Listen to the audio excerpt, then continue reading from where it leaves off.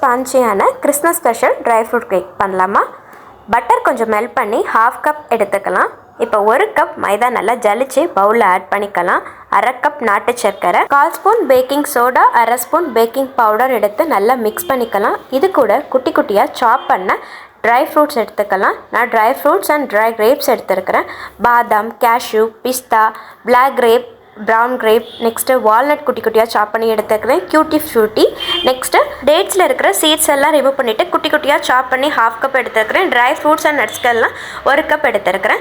Melt பண்ண butter நல்லா ஆறுனதும் இது கூட 1/2 கப் எடுத்துக்கலாம்.